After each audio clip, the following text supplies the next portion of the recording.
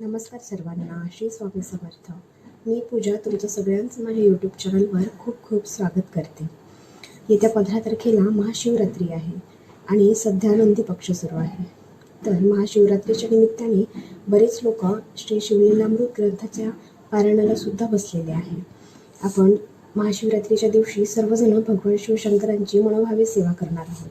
जेवढी आपल्याकडे होईल तेवढी भगवान शंकराची सेवा आपल्याला करायची आहे.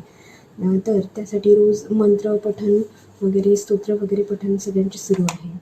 तर त्यातच आपल्या राशीनुसार आपण महाशिवरात्रीच्या दिवशी कोणता मंत्र जप करावा आणि शिवपिंडीवर काय अर्पण करावे राशीनुसार ह्याबद्दलचाच आजच्या व्हिडिओमध्ये आपण माहिती घेणार आहोत. तर अशा काही वस्तू आहेत ज्या आपण आपल्या राशीनुसार भगवान शंकराला अर्पण करू शकतो.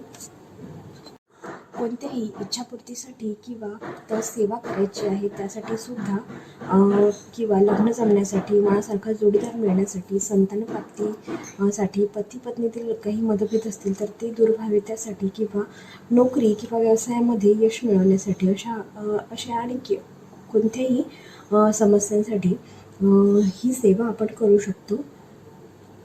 आपल्या राशीनुसार मंत्राचे जप नक्कीच तुम्ही करू शकता. 12 राशीनुसार प्रत्येक राशीसाठी वेगळा मंत्र आहे आणि काही वस्तू सांगितल्या आहेत ज्या राशीनुसार शिवपिंडीवर आपल्याला अर्पण करायचे आहे. तर महाशिवरात्रीच्या दिवशी प्रत्येकाने आपल्या आपल्या राशीनुसार अखंड मंत्रजप केल्याने आपल्या बऱ्याच समस्या नक्की सुटतील.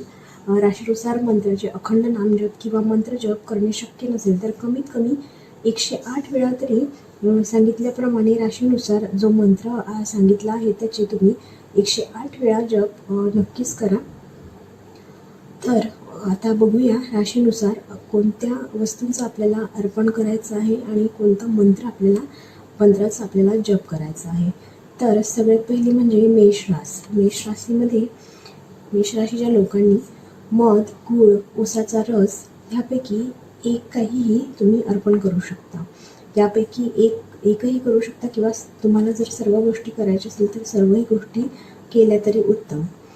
तर मेष राशीच्या लोकांनी कोणता मंत्र जप करायचा आहे तर ह्रीं ओम नमः शिवाय ह्रीं, ह्रीं ओम नमः शिवाय ह्रीं. तर त्यानंतर वृषभ राशीच्या लोकांनी दूध, दही हे अर्पण करायचं आहे आणि पांढरे फूल. त्यानंतर वृषभ राशीसाठी मंत्र आहे ओम नमः शिवाय.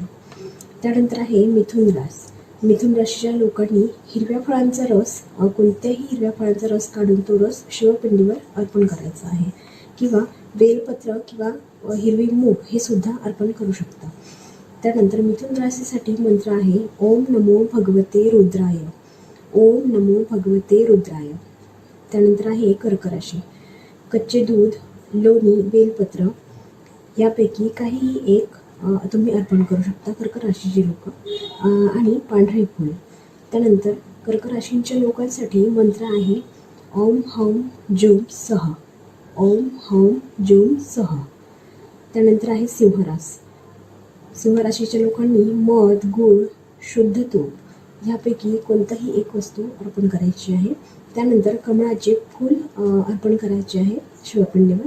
त्यानंतर सिंह राशीच्या लोकांसाठी मंत्र आहे ह्रीं ओम नमः शिवाय ह्रीं. त्यानंतर आहे कन्या राशीसाठी हिरवे मूग किंवा हिरव्या फळांचा रस, बेलपत्र किंवा निळे फूल यापैकी काही तुम्ही अर्पण करू शकता.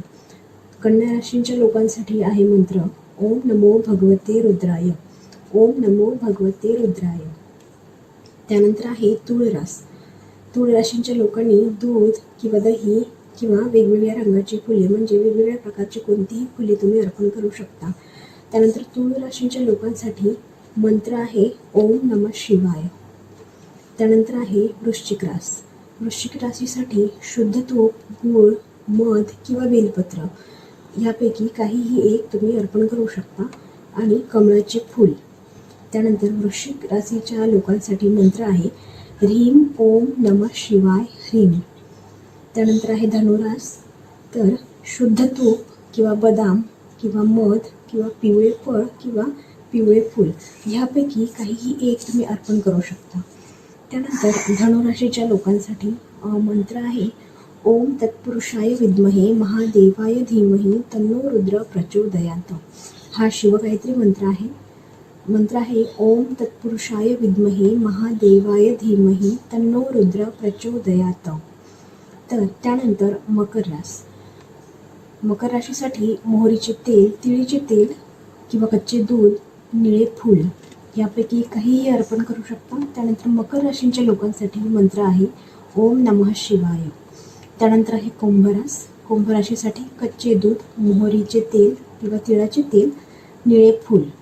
आणि कुंभ राशीच्या लोकांसाठी मंत्र आहे ओम नमः शिवाय. त्यानंतर शेवटची रास मीन राशीसाठी उसाचा रस, मध, बदाम, बेलपत्र, पिवळे फळ किंवा पिवळे फूल. आणि मीन राशीच्या लोकांना मंत्रजाप जो करायचा आहे तो आहे शिवगायत्री मंत्र ओम तत्पुरुषाय विद्महे महादेवाय धीमहि तन्नो रुद्र प्रचोदयात.